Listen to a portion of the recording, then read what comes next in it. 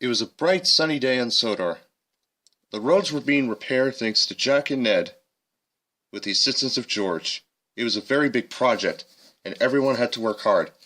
One day, Hank arrived. "Hey, Hank," said Jack. "What do you think of this project?" "It's coming along nicely," said Ned. "It looks very awesome," said Hank in his booming voice. Then George the steamroller got jealous at him. "Ugh, it's interesting, you big blue puffball," said George. Bertie came by. "Don't insult him like that," said Bertie. "He's one of the proudest American-built engines on Sodor," said Bertie. "It's okay," said Hank. "I think George is just a little bit jealous of my looks and whatever," said Hank in a bit of a cocky accent. And Hank puffed away.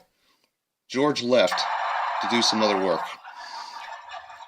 Later, Hank was at Wellsworth when the StationMaster spoke to his driver. "George needs to be transported back to the project site," said the StationMaster. "Can you do it, please?" "Certainly," said Hank's driver. "I think we can be on our way now," said Hank's fireman, and Hank puffed away. George was on a flatbed at the quarry.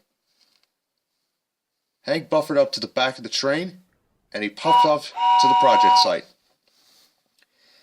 On their way, they didn't know that a chain snapped and George was hanging dangerously loose on the flatbed. As they were puffing, George slipped, and finally he fell off the flatbed, barrel rolling off of it. As they puffed along, "Whoa!" said Hank's driver, and he applied the brakes hard. Hank managed to stop outside of Wellsworth just to see that George was on his side. George was in a mess. Hank puffed up beside. "I'm very sorry, George," said Hank. I didn't know the safety of it." "It's okay, and I'm sorry if I was jealous at you," said George.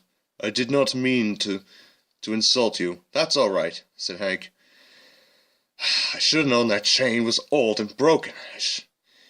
Then Harvey puffed along. "Don't worry, George," said Harvey. "We'll have you back on the rails." "Certainly indeed," said Rocky.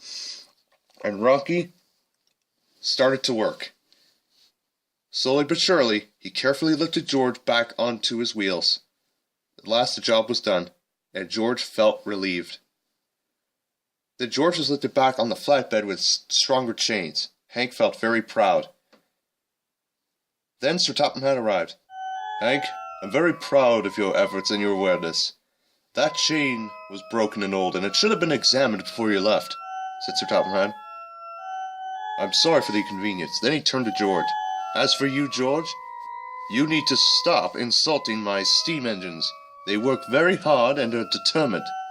You know that, George, don't you?" said Sir Topham Hatt. And Hank took George back to the project site, and Harvey took Rocky to the sheds.